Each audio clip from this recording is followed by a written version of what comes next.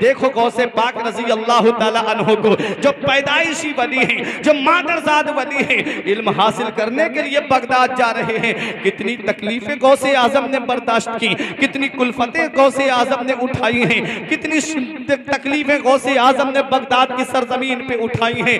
आप ये तो देखते हो गौसे आजम ने मुर्दे को जिंदा कर दिया, आप ये तो देखते हो कि गौसे आजम मुर्ग तनावुल करते थे, आप ये तो देखते हो, लेकिन दौरान तालिबे इल्मी का मामला आप नहीं देखते मेरे गौस का। मेरे गौस फरमाते जब मैं इल्म हासिल कर रहा था तो मैंने जंगल में जाकर के दरख्तों के पत्ते खा खा करके इल्म हासिल किया है। मेरे गौस फरमाते दरख्तों की छाले खा खा करके मैंने इल्म हासिल किया है। प्यारे मुसलमानों, ये विलायत का मकाम ऐसे ही नहीं मिल जाता। मेरे गौस खुद फरमाते दरस्तुल इल्म हत्ता सिर्फ कुतबा, मैंने इतना इल्म हासिल किया है कि अल्लाह ने मुझे कुतुब बना दिया है। पता चला सरदारी इल्म से मिलती है, पता चला बुलंद रुतबा इल्म से मिलता है, पता चला बुलंद शान इल्म से मिलती है, पता चला बुलंद मकाम इल्म से मिलता है, पता चला बंदा फाइजुल मुराम होता है तो इल्म की वजह से होता है, पता चला बंदा तकर्रुबे इल्लाह की मंजिल पे गामजन होता है तो वो इल्म की वजह से होता है। इसलिए ऐ प्यारे मुसलमानों, अपने बच्चों को दीनी तालीम दो। ऐ प्यारे मुसलमानों, अपने बच्चों को दीनी तालीम दो। आज आप सोचते हो मेरा बेटा मौलाना बन जाएगा, क्या कमाएगा, 2000-3000 की तनख्वाह में उसका कैसे गुजारा होगा। बेटा अगर मौलाना बन गया तो कैसे वो अपने बच्चों का पेट पालेगा। ए प्यारे मुसलमानों, आप ये देख रहे हो लेकिन ये भूल रहे हो कि रोजी देने वाली जात अल्लाह की है, खाना खिलाने वाली जात अल्लाह की है, पैसा देने वाली जात अल्लाह की है, सरमाया देने वाली जात अल्लाह की है।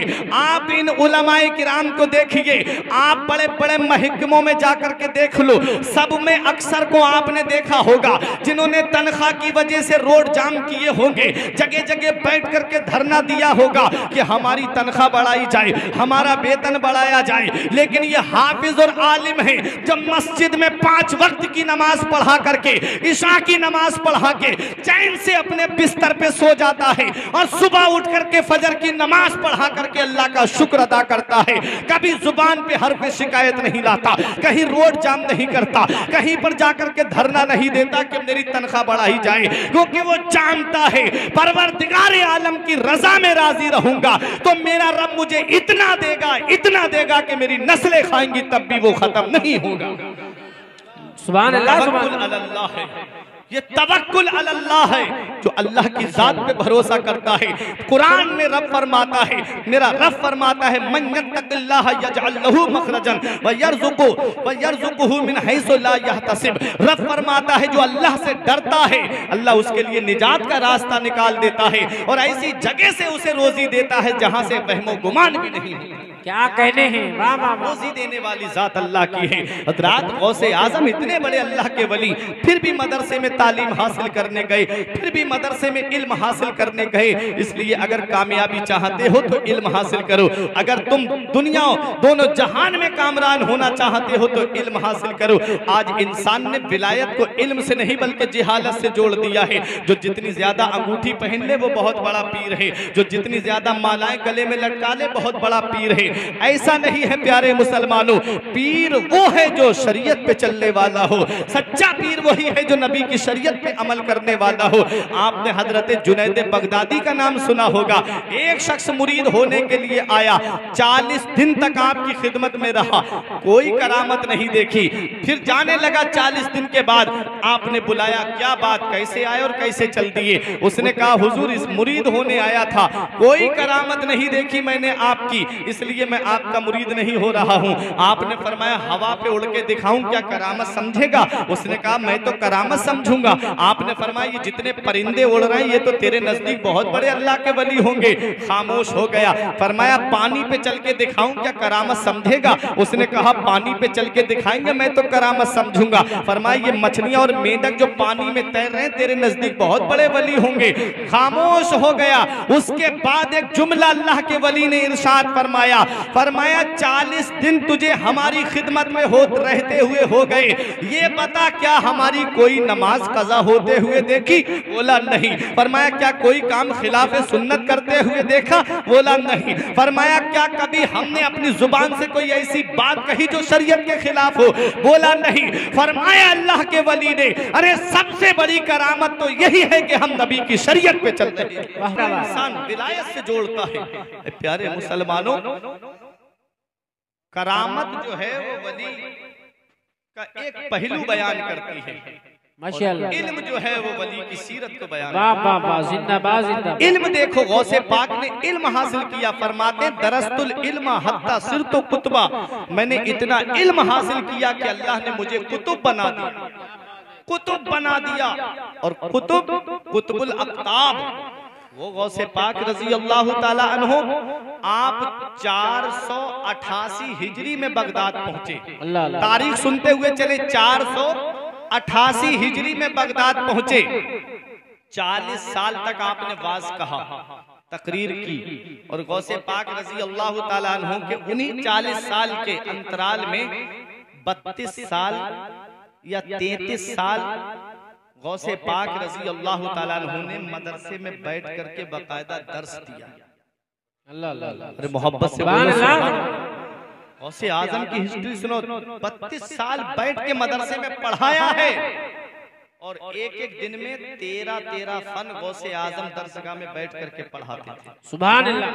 पहले फन्ने तफसीर, फिर उसके बाद फन्ने हदीस, फिर उसके बाद में फिका, फिर उसके बाद में अकायद, फिर उसके बाद में बलागत और फसाहत का नंबर आता था। 13 इल्म गौसे पाक रजी अल्लाह ताला अन्हु एक दिन में बैठ करके पढ़ाते थे। और हफ्ते में 3 मरतबा तकरीर किया करते थे, जुमे के दिन, इतवार के दिन, मंगल के दिन। जुमे के दिन जुमे की नमाज से पहले, इतवार के दिन जोहर की नमाज के बाद, और मंगल के दिन इशा की नमाज के बाद। पहले 10, 20, 40 लोगों का मजमा होता था। फिर एक वक्त वो आया कि 70 हजार का मजमा होता था। बगदाद की ईदगाह पे जाकर के मिंबर लगता था गौसे आजम का, और 70 हजार का मजमा होता था। और मेरे गौस की शान देखो, गौसे आज तो माइक के जरिए हम आवाज थोड़ी दूर तक नहीं पहुंचा पाते। मेरे गौस को अल्लाह ने वो कमाल अता फरमाया था कि गौसे आजम की आवाज जितनी सामने वाला सुनता था, उतनी ही आवाज सबसे पीछे बैठने वाला सुनता था। वाह वाह वाह, ये गौसे आजम की शान थी, ये गौसे आजम का मकाम था।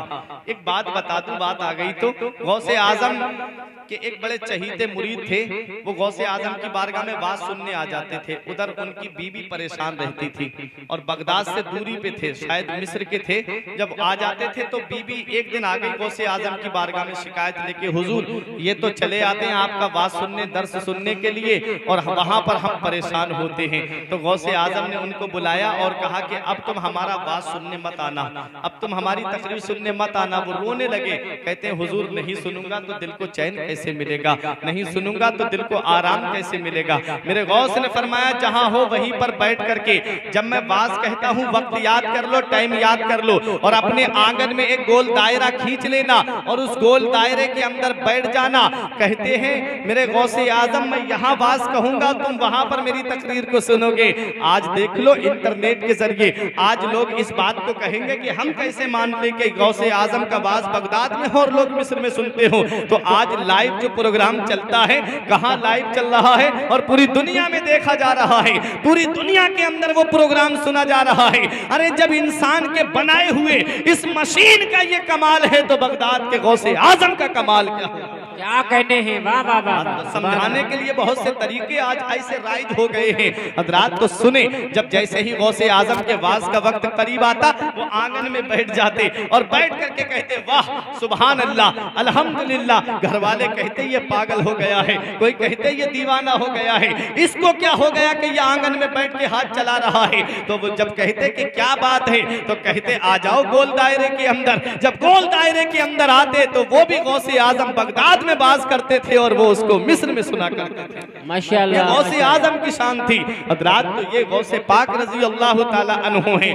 हर साल आपके मदरसे से 3000 के करीब आलिम निकल करके, ऐसे जय्यद आलिम, ऐसे अपने वक्त के बेहतरीन मुफ्ती जो जाकर के जगह जगह इस्लाम की खिदमत किया करते थे। हर साल 3000 आलिम गौसे आजम के मदरसे से फारिग होते थे। ये गौसे पाक रजी अल्लाह ताला अन्हु हैं।